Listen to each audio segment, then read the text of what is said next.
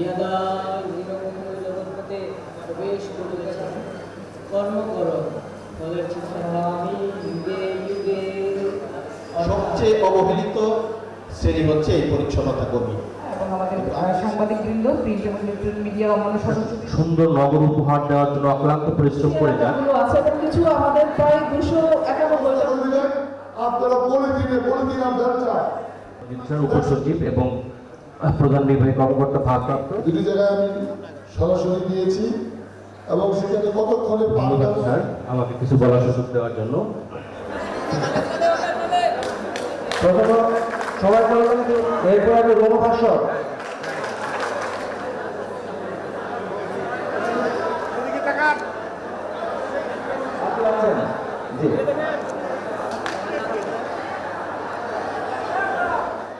আপনারা আমার বোন, আপনারা আমার সহকর্মী। আমি এখানে নগর পিতা হয়ে বসবাস করতে চাই না, নগরের মালিক হয়ে বসবাস করতে চাই না। আমি যেই ড্রেসটা গায়ে দিয়েছি এই ড্রেসটা আপনিও গায়ে দিয়েছেন। কাজে আমারও কাজ মানুষের সেবা করা, আপনারও কাজ মানুষের সেবা করা। আপনি যেই ধর্মের লোকই হন, আপনি আল্লাহকে মানেন আর আপনি ভগবানকে মানেন। সেবা কিন্তু একটা ইবাদত, সেবা কিন্তু একটা পাপ পুণ্যের বিষয় আছে, সেটিকে মাথায় রেখে কাজ করতে হবে। জনগণের কাছ থেকে আমরা ট্যাক্স নিই, জনগণ কষ্ট করে ট্যাক্স দেয়, সেই ট্যাক্সের টাকা দিয়ে আমিও বেতন নেই, আপনিও বেতন নেন। সেই জনগণ যদি আমাদের কাছ থেকে কোনো উপকার না পায়, সেই জনগণ যদি আমাদের সেবায় সন্তুষ্ট না হয়, তো জনগণ তো আমাদেরকে ট্যাক্স দিবে না।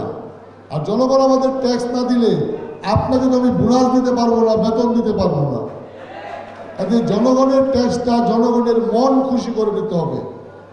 আমি এই নগরকে বদলে দিতে চাই, এটার নেতৃত্ব দিবেন আপনারা সকলে। এই নগর বদলে দেওয়ার সরকারের কাছ থেকে যদি 2-3টি জায়গা আমরা বরাদ্দ পাই, সিটি কর্পোরেশন থেকে আপনাদের জন্য যেই ঘরে বেশি লোক থাকে ওটা আমাদের কাছে একটা তালিকা আছে। আমাদের সমাজ কল্যাণের আমাদের রাজীব সাহেব এবং হালিমা গত 10-15 দিন অক্লান্ত পরিশ্রম করে কিছু তালিকা করেছেন। সেই তালিকা অনুযায়ী যেই ঘরে থাকার কথা 4 জন, সেখানে 12 জন আছেন। এই তালিকা অনুযায়ী আমরা আস্তে আস্তে তাদেরকে ওইখানে শিফট করব, নতুন একটি ঘরের তাদের ব্যবস্থা করে দিব। আর আপনারা ইতিমধ্যেই দেখেছেন, আমাকে কিছু মানুষ বলে আমি নাকি গরিব মানুষের ছাড়া আর কাউকে চোখে দেখি না। এটা সত্য, আমি গরিব মানুষ ছাড়া আর কাউকে চোখে দেখি না। এটা আমার স্বীকার করতে কোনো অসুবিধা নয়, কারণ গরিব মানুষগুলো অসহায়, গরিব মানুষগুলো 3 বেলা খাওয়ার চিন্তা করে। গরিব মানুষগুলো আমার চুল কেটে দেয় বলেই আমি সুন্দর করে সাজতে পারি। গরিব মানুষগুলো আমার কাপড় লন্ড্রি করে দেয় বলেই আমি ভালো থাকতে পারি। গরিব মানুষগুলো আমার ড্রেন পরিষ্কার করে দেয় বলেই আমি বাড়ি থেকে একটি ভালো পরিবেশে শহরে চলাচল করতে পারি। এই গরিব মানুষগুলো আমাদের বাড়িঘরে কাজ করে বলেই আমরা ওই বাড়িঘরে খাবারের পরিবেশ পাই। কাজে এই গরিব মানুষগুলো যদি ঠিক না রাখা যায়, তাহলে এই সমাজকে কখনো উন্নত করা যাবে না। সমাজকে উন্নত করতে হলে এই গরিব মানুষগুলোকে আগে উন্নত করতে হবে।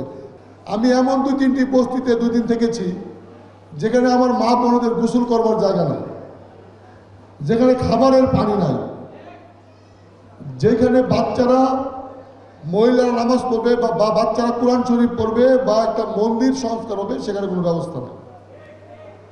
আমাদের এখানে আমি সবার সঙ্গে কথা বলে আমরা শুরু করেছি পর্যায়ক্রমে, হরিজন পল্লীতেও করে দিব, সকল বস্তিতে আমরা সাবমার্জিবল করে সেখানে আমরা বিশুদ্ধ খাবারের পানি, ওই যে মসজিদে যেভাবে টিউবওয়েল লাগায়, আমরা এক একটা 20টা করে আমরা টিউবওয়েল লাগাই দিব, কল লাগিয়ে দিব, যাতে মানুষের খাবারের পানির কোনো অসুবিধা না হয়। দ্বিতীয়ত আসি, আমি ঢুকে দেখেছি অনেক বাড়ির ছাদে পলিথিন বাঁধা, মানুষের বৃষ্টির দিন উপরে টিন নাই তার। আমি আমার সহকর্মীদের সঙ্গে শেয়ার করলাম, আমি আমার সাংবাদিক বন্ধুদের সঙ্গে শেয়ার করলাম যে আপনারা এই শহরে থাকেন, এই মানুষগুলোকে একবার দেখেন, এই মানুষগুলো কোথায় বসবাস করে।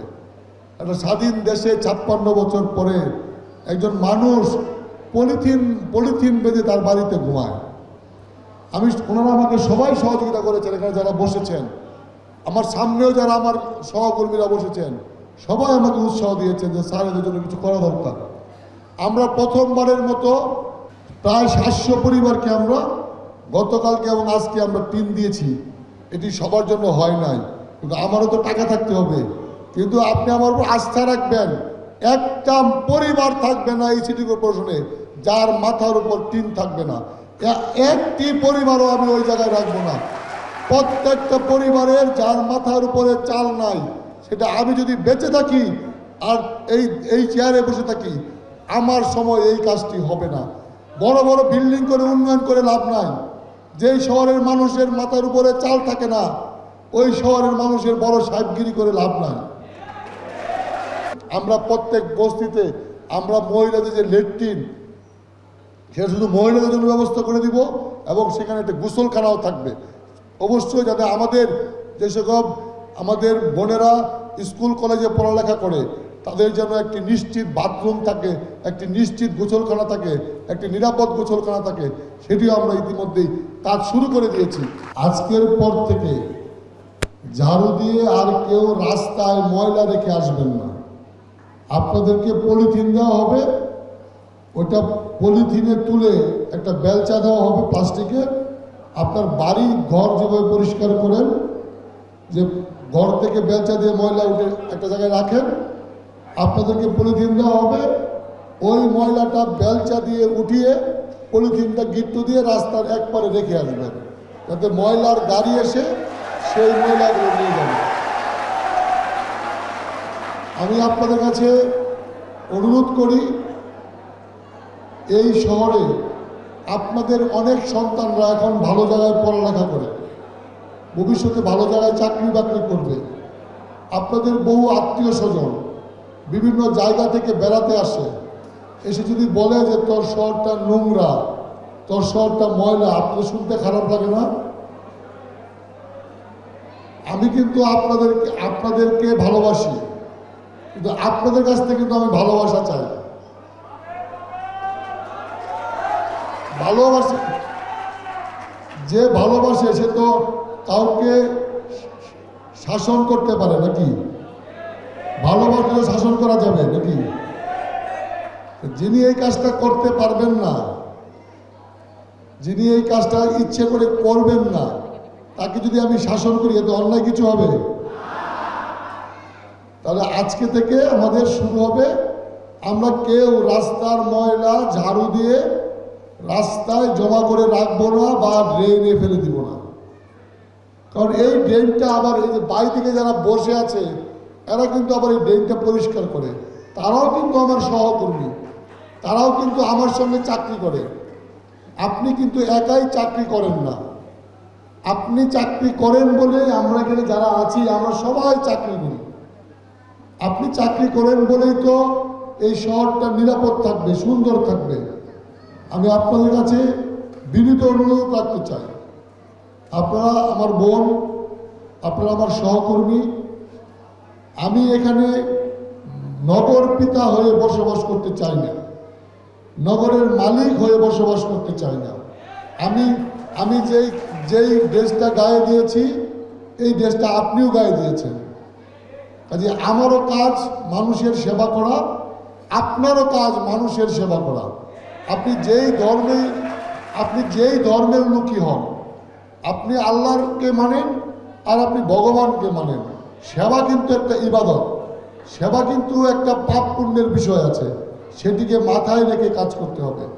আমরা ঈদের পরে আমাদের যিনি প্রধান পর্যবেক্ষক আছেন, ওনাকে আমি বলেছি আমরা প্রত্যেকটা ঝাড়ুদারকে আগামী জুন মাসের 1 থেকে রোড লেখে ভাগ করে দিব, কোন রোড থেকে কোন পর্যন্ত কার ঝাড়ু দেওয়ার দায়িত্ব।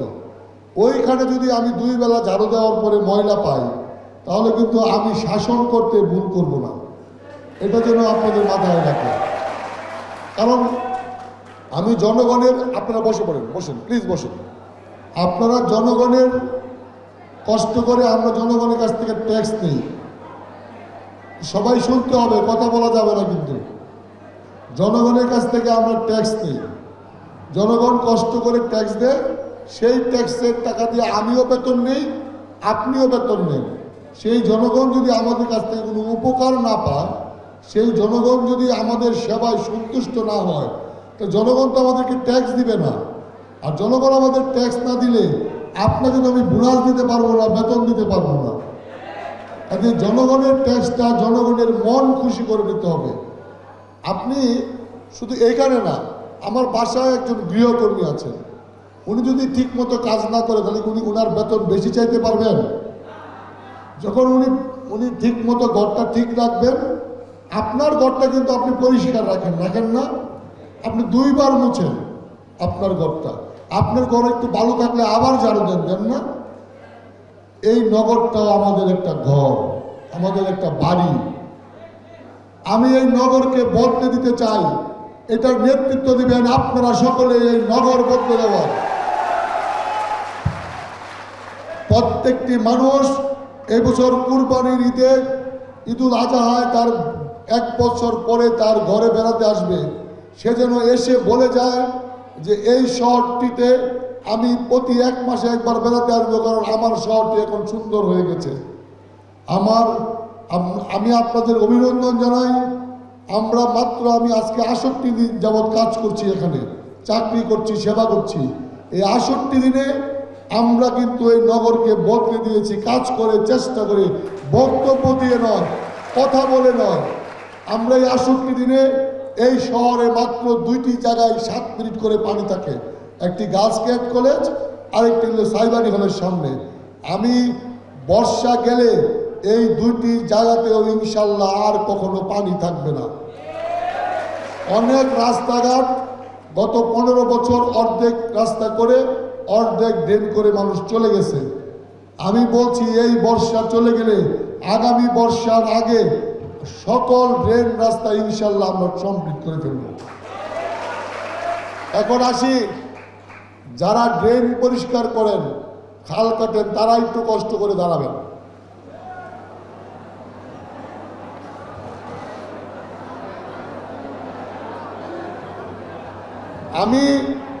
আমি প্রথমে আপনাদের প্রতি কৃতজ্ঞ, আমি একজন আপনাদের সহকর্মী হিসাবে। আপনারা যে 35 থেকে 37 দিনে শহরের সব ড্রেন খাল পরিষ্কার করেছেন, এজন্য আপনারা সিটি কর্পোরেশনের আপনাদের প্রধান সেবক হিসাবে আমি আপনাদের কাছে ঋণী, আপনাদের কাছে ধন্যবাদ জানাই যে এই 35 দিনে শহরে কোথাও কোনো জায়গায় মেন রোডে কোথাও কোনো পানি জমে থাকে, একটি লোকও, একজন সাংবাদিক সাহেবও দেখিয়ে বলতে পারবে না। শুধু 2টি জায়গা আমি বলেছি, এই 2টি জায়গায় পানি নামে 8 মিনিটে, এবং এই 2টি জায়গাতেই আমাদের কিছু করণীয় নাই। সেখানে রোডসের হাইওয়ে 2টি কালভার্ট নিচু হয়ে গেছে, আরেকটি গার্লস ক্যাডেট কলেজ, সেখানে একটি ওয়াল করে দেওয়ার কারণে পানিটা ধীরগতিতে নামে। সেটিও আজকে আমি গার্লস ক্যাডেট কলেজের কর্তৃপক্ষকে ভিতর থেকে ডেকে এনেছি। তারা কথা দিয়েছে আগামী 2-1 দিনের মধ্যে তারা ওই রাস্তাটা ভেঙে দিবে, যেন পানিটা দ্রুত নামতে পারে। আপনারা খুব ভালো কাজ করেছেন। আমি আপনারা এই ভালো কাজ করছেন শুনে কেউ যে আরামে ঘুমিয়ে পড়বেন না। আমি আপনাদের অনুরোধ করে বলতে চাই, আপনারা যখন যার প্রয়োজন পড়বে আমার সঙ্গে কথা বলতে পারবেন। আপনাদেরকে গত 2 মাসের ব্যবধানে আপনাদের কিন্তু আমি টাকা দিতে ভুল করি নাই। আপনারা কিন্তু টাকা পেয়েছেন, এই টাকা কিন্তু ছোট, কিন্তু টাকা আপনার শরীরে আপনার কাজ করেছেন, এটার পুরস্কার, এটা টাকা না, এটা পুরস্কার, কাজের পুরস্কার। এটা আপনারা পেয়েছেন, এই কাজের পুরস্কার। আমি আশা করি যেভাবে আপনারা করছেন, আজকের পর থেকে আরো 2 ঘন্টা কাজ বাড়িয়ে দিবেন।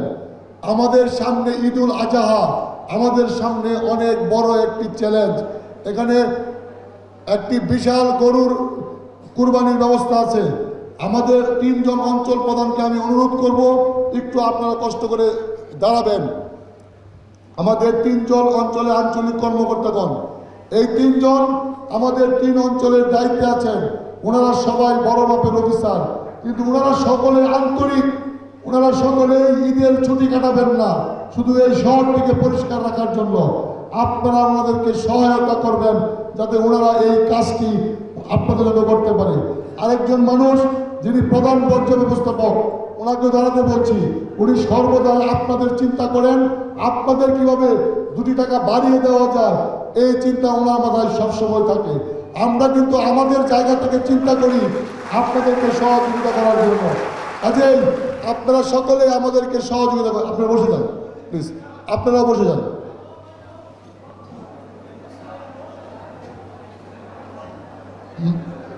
মাননীয় প্রধানমন্ত্রী আমাদের প্রতি সদয় হয়েছেন। বাংলাদেশের কোনো প্রধানমন্ত্রী বাংলাদেশ জন্মের পরে 1 বছরে পরিচ্ছন্নতা কর্মীদেরকে 2 বার বিশেষ উপহার দেয়, এটি বাংলাদেশ জন্মের পরে কোনো রেকর্ড এই বাংলাদেশের দেখাতে পারবেন না। উনি চিন্তা করেছেন যে এই গরিব মানুষগুলো অনাহারে থাকে, অর্ধাহারে থাকে, এই মানুষগুলো কিছু সাহায্য করা গেলে এরা মানুষকে পরিষ্কার রাখে, কাজে এদেরকে কিছু সহযোগিতা করা গেলে এরা আরো স্পিড নিয়ে, আরো গতি নিয়ে, আরো সাহস নিয়ে মানুষের কাজ করবে। এজন্য উনি এই ব্যবস্থাপনা করেছেন। ময়মনসিংহ সিটি কর্পোরেশনের পক্ষ থেকে মাননীয় প্রধানমন্ত্রী জনাব তারেক রহমানকে আমরা ধন্যবাদ জানাই, কৃতজ্ঞতা জানাই। বিশেষ করে উনি যে আপনাদের প্রতি যে ধরনের সাহসিকতা দেখিয়েছেন আমরা সবসময় মনে রাখবো। আরেকটি কথা বলি, আমাদের এই পরিচ্ছন্নতা কর্মীরা বিভিন্ন কলোনিতে থাকেন, বিশেষ করে হরিজন পল্লী একটি জায়গা আছে, সেখানে থাকবার ব্যবস্থা খুবই খারাপ। আমার ওয়ার্ড এটা, আমার বাড়ি ওইটা, এখানে আমার আর হরিজন পল্লীর দূরত্ব হলো হেঁটে যাওয়ার রাস্তার 1-2 মিনিট। বহু হরিজনের সঙ্গে আমি একসঙ্গে খেলেছি, বহু হরিজনের সঙ্গে আমি একসঙ্গে এক পুকুরে গোসল করেছি, ছোটবেলায় তাদের সঙ্গে আমার খেলাধুলা হয়েছে। তাদের এখন আসলে আর থাকবার, তাদের সঙ্গে এখন আসলে আর তাদের থাকবার জায়গাটা খুব বেশি নিরাপদ না। আমরা চেষ্টা করছি সরকারের কাছ থেকে যদি 2-3টি জায়গা আমরা বরাদ্দ পাই, সিটি কর্পোরেশন থেকে আপনাদের জন্য যেই ঘরে বেশি লোক থাকে ওটা আমাদের কাছে একটা তালিকা আছে। আমাদের সমাজ কল্যাণের আমাদের রাজীব সাহেব এবং হালিমা গত 10-15 দিন অক্লান্ত পরিশ্রম করে কিছু তালিকা করেছেন। সেই তালিকা অনুযায়ী যেই ঘরে থাকার কথা 4 জন, সেখানে 12 জন আছেন। এই তালিকা অনুযায়ী আমরা আস্তে আস্তে তাদেরকে ওইখানে শিফট করব, নতুন একটি ঘরের তাদের ব্যবস্থা করে দিব। আর আপনারা ইতিমধ্যেই দেখেছেন,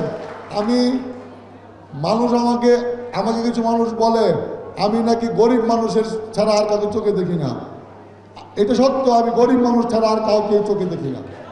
এটা আমার স্বীকার করতে কোনো অসুবিধা নয়, কারণ গরিব মানুষগুলো অসহায়, গরিব মানুষগুলো 3 বেলা খাওয়ার চিন্তা করে, গরিব মানুষগুলো আমার চুল কেটে দেয় বলেই আমি সুন্দর করে সাজতে পারি, গরিব মানুষগুলো আমার কাপড় লন্ডি করে দেয় বলেই আমি ভালো থাকতে পারি, গরিব মানুষগুলো আমার ড্রেন পরিষ্কার করে দেয় বলেই আমি বাড়ি থেকে একটি ভালো পরিবেশে শহরে চলাচল করতে পারি। এই গরিব মানুষগুলো আমাদের বাড়ি ঘরে কাজ করে বলেই আমরা ওই বাড়ি ঘরে খাবারের পরিবেশ পাই। কাজে এই গরিব মানুষগুলো যদি ঠিক না রাখা যায় তাহলে এই সমাজকে কখনো উন্নত করা যাবে না। সমাজকে উন্নত করতে হলে এই গরিব মানুষগুলোকে আগে উন্নত করতে হবে। আরেকটা জিনিস বলি, এটা অন্যভাবে নিয়েন না, এই গরিব মানুষগুলো একটা ভুল কাজ করে সব সময়। এটা আমার কথায় অনেকে মনে করে নেবেন, তাও বলি, কারণ আমি যেটা মনে করি এটা বলতে হয়। এই গরিব মানুষগুলো ইলেকশন আসলেই ভোট বিক্রি করে দেয়। এই গরিব মানুষগুলো ইলেকশন আসলেই ভোট বিক্রি করে দেয়। ভোট বিক্রি সবাই না একটা অংশ ভোট বিক্রি করে দেয়। এই ভোট বিক্রি করে দেওয়ার কারণে যাকে ভোট দেন তার কাছে আর কৈফিয়ত চাইতে পারেন না। আপনারা তো এই দেশের মালিক, আপনি যাকে ভোট দিবেন সে আপনার নিরাপত্তা দিতে, আপনার পাশে দাঁড়াতে সে বাধ্য। কেউ টাকা দিলে টাকা দিবেন, আপনি গরিব মানুষ, টাকা নেওয়া অন্যায় না, কিন্তু চিন্তা করবেন যে এই লোক 5 বছরে একবার টাকা দিয়ে গেল, সে কি আর 5 বছরে আমার কাছে আসবে কিনা, তাকে আর পাবেন কিনা কখনো, সেই চিন্তাটা মাথায় রাখবেন। নিজের অধিকার আদায়ের চেষ্টা করবেন। গরিব মানুষগুলো আগে নিজের মনে করতে হবে আমার কি অধিকার। আমার প্রধান নির্বাহী কর্মকর্তা আমার আরিফ সাহেব বলে গেছেন, আমি আসলে এই শহরে বসবাস করেছি, জন্মগ্রহণ করেছি, আমার কিছু অভিজ্ঞতা ছিল না। আমি গত ঈদে 2 দিন বিভিন্ন বস্তিতে থেকে আমার কিছু অভিজ্ঞতা হয়েছে যে একজন সিটি কর্পোরেশনের প্রশাসক বা মেয়রের কি করা উচিত এটুকু আমি বুঝে গেছি অন্ততপক্ষে। আমি এমন 2-3টি বস্তিতে 2 দিন থেকেছি যেখানে আমার মা বোনদের গোসল করবার জায়গা নাই, যেখানে খাবারের পানি নাই, যেখানে বাচ্চারা মহিলারা নামাজ পড়বে বা বাচ্চারা কোরআন শরীফ পড়বে বা একটা মন্দির সংস্কার হবে, সেখানে কোনো ব্যবস্থা নেই। আমাদের এখানে আমি সবার সঙ্গে কথা বলে আমরা শুরু করেছি পর্যায়ক্রমে, হরিজন পল্লীতেও করে দিব, সকল বস্তিতে আমরা সাবমার্জিবল করে সেখানে আমরা বিশুদ্ধ খাবারের পানি, ওই যে মসজিদে যেভাবে টিউবওয়েল লাগায় আমরা এক একটা 20টা করে আমরা টিউবওয়েল লাগাই দিব, কল লাগিয়ে দিব, যাতে মানুষের খাবারের পানির কোনো অসুবিধা না হয়। দ্বিতীয়ত আসি, আমি ঢুকে দেখেছি অনেক বাড়ির ছাদে পলিথিন বাঁধা, মানুষের বৃষ্টির দিন উপরে টিন নাই তার। আমি আমার সহকর্মীদের সঙ্গে শেয়ার করলাম, আমি আমার সাংবাদিক বন্ধুদের সঙ্গে শেয়ার করলাম যে আপনারা এই শহরে থাকেন, এই মানুষগুলোকে একবার দেখেন, এই মানুষগুলো কোথায় বসবাস করে। একটা স্বাধীন দেশে 56 বছর পরে একজন মানুষ পলিথিন বেঁধে তার বাড়িতে ঘুমায়। ওনারা আমাকে সবাই সহযোগিতা করেছেন, এখানে যারা বসেছেন, আমার সামনেও যারা আমার সহকর্মীরা বসেছেন, সবাই আমাকে উৎসাহ দিয়েছেন যে স্যার এদের জন্য কিছু করা দরকার। আমরা প্রথমবারের মতো প্রায় 700-র উপর পরিবারকে, রাজীব সাহেব হিসাব ঠিক আছে? রাজীব সাহেব, আমরা কতজন পরিবারকে দিছি? তিন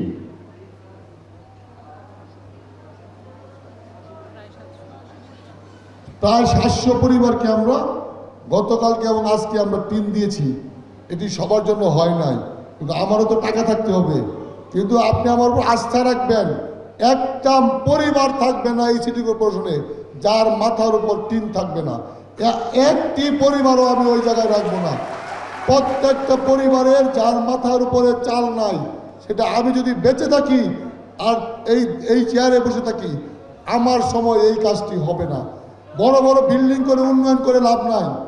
যেই শহরের মানুষের মাথার উপরে চাল থাকে না, ওই শহরের মানুষের বড় সাহেবগিরি করে লাভ নাই।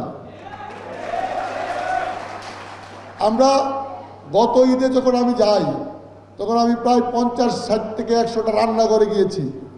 আমি অনেকে রান্না করে দেখেছি সেমাই নাই, অনেকে রান্না করে দেখেছি পোলাও নাই ঈদের দিন। আমার মনে হয়েছে যে আসলে কি এরা কি এই সমাজের অংশ কিনা।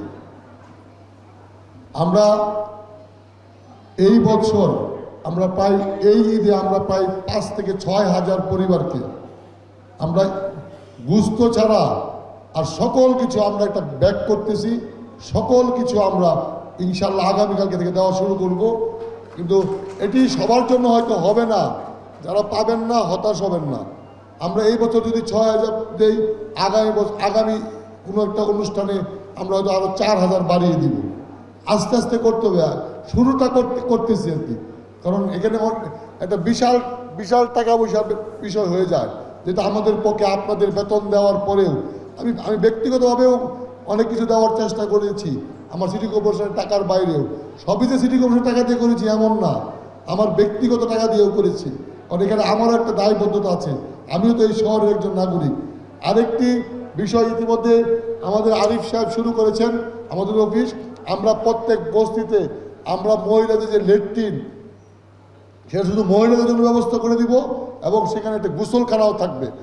অবশ্যই যাতে আমাদের যে সকল আমাদের বোনেরা স্কুল কলেজে পড়ালেখা করে তাদের যেন একটি নিশ্চিত বাথরুম থাকে, একটি নিশ্চিত গোসলখানা থাকে, একটি নিরাপদ গোসলখানা থাকে, সেটিও আমরা ইতিমধ্যেই কাজ শুরু করে দিয়েছি।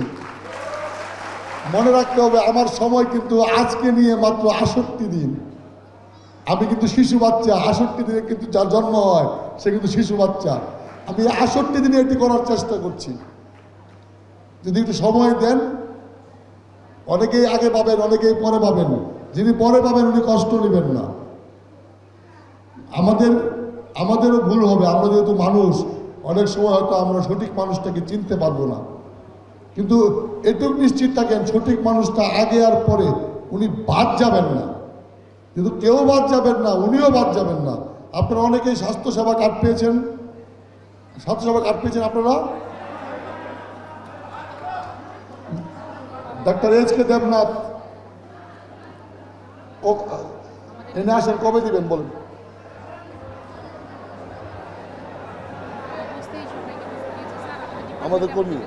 আমাদের কর্মীদের কবে দিবেন বলেন? স্বাস্থ্যসেবা কার্ড আমাদের কর্মীদের কবে দিবেন বলেন? আপনি বলেন কবে, কতদিন দিবেন? আমাদের সকল কর্মীদের স্বাস্থ্য সেবা কার্ড ঈদের পরে আমরা আশা করি 2 সপ্তাহের মধ্যে দিতে পারবো।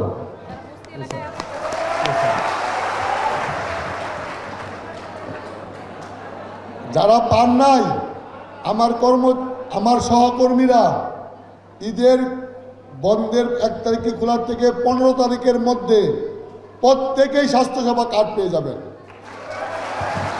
এবং এই স্বাস্থ্যসেবা কার্ড নিয়ে ময়মনসিংহের যে কোনো হাসপাতালে, উন্নত দামি যে হাসপাতালে যাবেন, আপনার 30% সে ছাড় দিতে বাধ্য, 30% সে ছাড় দিবে।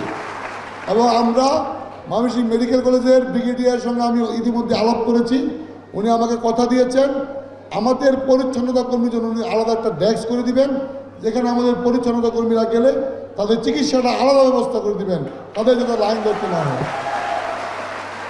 আমি কিন্তু আপনাদের সঙ্গে আছি। আমার যদি শহর পরিষ্কার না থাকে তাহলে কিন্তু আপনারা আমার সঙ্গে নাই, তাহলে কিন্তু আমি ধরে নেব যে আপনারা আমার দিকে রাগ করেছেন। যদি এই শহর ময়লা থাকে তাহলে কিন্তু আমার বুঝতে হবে যে আপনারা আমার দিকে কষ্ট পেয়েছেন। আর যদি আপনারা আমাকে ভালোবেসে থাকেন, আমরা এই ঈদুল আজহায় ময়মনসিংহ নগরবাসীকে দেখিয়ে দিব আমরা আগামী 1 বছরের মধ্যে আমরা মানুষের মুখে রাজশাহীর নাম বদলে দিব। মানুষ ময়মনসিংহ সিটি কর্পোরেশন দেখতে আসবে যে ময়মনসিংহ সিটি কর্পোরেশন এত সুন্দর কি করে হলো। তখন আপনি বুক ফুলিয়ে কলা রাঙিয়ে বলতে পারবেন যে আমিও কিন্তু এই সিটি কর্পোরেশনে চাকরি করি, এজন্য এই শহরটি সুন্দর হয়েছে। এটি আপনাদের কৃতিত্ব হবে। আর লম্বা বক্তব্য করব না, ইনশাল্লাহ এই আগামী 7 দিন আমাদের জন্য একটি বিশাল বড় পরীক্ষা, যেই পরীক্ষাতে আমাদেরকে অবশ্যই বিজয়ী হতে হবে। পরাজিত হওয়া আমাদের চলবে না, আমাদের হেরে গেলে চলবে না, কোনো শক্তি আমাদেরকে হারিয়ে দিতে পারবে না। আমরা এই শহর পরিষ্কার পরিচ্ছন্ন করে ছাড়ব। আমরা যারা খাল খনন করেন তারা দেখেছেন আমি কোনো মাফিয়া টাফিয়া ভয় পাই না, আমি কোনো পরাশক্তি ভয় পাই না। আমার শক্তির উৎস উপরে আমার আল্লাহ আর নিচে আপনারা জনগণ, এর মাঝে আমি কাউকে ভয় পাই না। এই শহর পরিষ্কার পরিচ্ছন্ন করে ছাড়বো, খাল মুক্ত করে ছাড়বো। আগামী বর্ষার পরে আপনাদেরকে নিয়ে আগামী বর্ষায় সিটি কর্পোরেশনের সকল ক্ষমতারা আমরা আকোয়াখালী পিকনিক করবো ইনশাল্লাহ। ওই খাল আমরা সবাই একসঙ্গে খাবো। এখনই গিয়ে দেখতে পারবেন ওই খালে আপনি ইচ্ছা করলে খাল পাড়ে বসে বাদাম খেতে পারবেন, ওই পানি এমন চলছে। এটা সকল কৃতিত্ব কিন্তু আমার কোনো কৃতিত্ব নয়, সকল কৃতিত্ব এদের যারা খাল পরিষ্কার করেছে, দিন রাত পরিশ্রম করেছে। আমি বিশেষ করে আমাদের বর্জ্যের মহাপত 102-3 জ্বর নিয়েও সে কাজ করেছে এই রাত্রে। অনেকেই তাকে রাগ করেন, ভুল বুঝার, স্বাভাবিকভাবে সে কিন্তু মাঠে কাজ করে, কিন্তু ও কিন্তু সারাদিন কাজ করে। ও কিন্তু দিন রাত 24 ঘন্টা, ও কখন ঘুমায় আমি জানি না। রাত 4টার সময় ফোন দিলে ফোন ধরে যে স্যার বলেন কী করতে হবে। অনেকের রাগ দুঃখ থাকবে যেহেতু ওই মাঠ টেবিলে কাজ করে, কিন্তু মনে রাখতে হবে যে ওরও একটা ক্ষমতা আছে। ওই ইচ্ছা করলে কালকে 100 লোকের চাকরি দিতে পারবে না, ওই ইচ্ছা করলে কালকে 50 জন লোকের চাকরি দিয়ে দিতে পারে না। চাকরি দেওয়ার ক্ষেত্রে একটা নিয়ম আছে। আপনাদের সকলের ব্যাংক অ্যাকাউন্ট আছে না? আপনাদের সকলেরই ব্যাংকে টাকা নেন না? তাহলে চাকরি দেওয়ার ক্ষেত্রে তো নিয়ম থাকার কারণে ব্যাংকে তো টাকা তুলতে হয়। অনেকে রাগ করে যে মহাপদ সাহেব ঘুরাইলে ওটা চাকরি দিল না। আপনারা যারা চাকরি করেন তাদের বেতন বাড়ানো জরুরি না নতুন লোকের চাকরি দেওয়া জরুরি? আমি ইচ্ছা করলে কালকে আরো 1000 লোকের চাকরি দিতে পারি, আপনাকে বেতন কমাই দিব।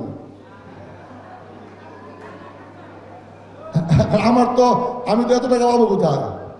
আমি তো ট্যাক্সের টাকা দিয়ে বেতন দিই। কাজে আমরা আপনাদের সুবিধা বাড়াতে চাই নতুন লোক নেওয়ার আগে। আগে আপনারা যারা কাজ করছেন আপনাদের সুবিধা বাড়াবো, তারপরে যদি আমাদের ট্যাক্স বাড়ে তখন আমরা আবার নতুন লোক নিব, অবশ্যই নিব। আপনারা সকলে ভালো থাকবেন। আমি যারা ঝাড়ুদার আছেন পলিথিনের ব্যবস্থা করে দিবেন, যত পলিথিন লাগে ব্যবস্থা করে দিবেন। আপনারা পলিথিন আর বেলচা এটা একসঙ্গে দিবেন, ময়লা সব ওই পলিথিনে ঢুকবে, ভালোভাবে কিটো দিবেন, দিয়ে রাস্তার এক সাইডে রেখে দিবেন। যখন আমাদের ময়লার গাড়ি যাবে তখন ওইটা উঠায় নিয়ে যাবে। ঠিক আছে, সবাই কথা দিচ্ছেন তো? আমার ড্রেন খাল সহকর্মীরা পরিষ্কার হবে নাকি? কথা দিছেন? কোনো ড্রেনে তো আর থাকবে না, সবাই কথা দিছেন? সবাই একসঙ্গে ঈদ করব। আমি ঈদের নামাজ পড়ার পর থেকে আপনাদের সঙ্গে থাকবো। কোথায় থাকবো আমি জানি না, থাকবো আপনাদের সঙ্গে, এটা দিচ্ছি। আপনাদের সঙ্গে কার সঙ্গে দেখা হবে আমি আবারও বলছি, শাসন সেই করবে যে আদর করে। আদরে কিন্তু কোনো কমতি আমি করতেছি না। কাজে যদি কারো চাকরি চলে যায় তার ভুলের কারণে সে কিন্তু আমার কাছে আসতে পারবেন না, এটাও বলে দিচ্ছি। কারণ কাজটা তো আমাদের করতে হবে। আমার 20 জন আমি রোড বাক করে দিব। আমি আজকে পর্যন্ত আমি কারো চাকরি খাই না, আজকে পর্যন্ত আমি একজন সহকর্মীরও চাকরি খাই না।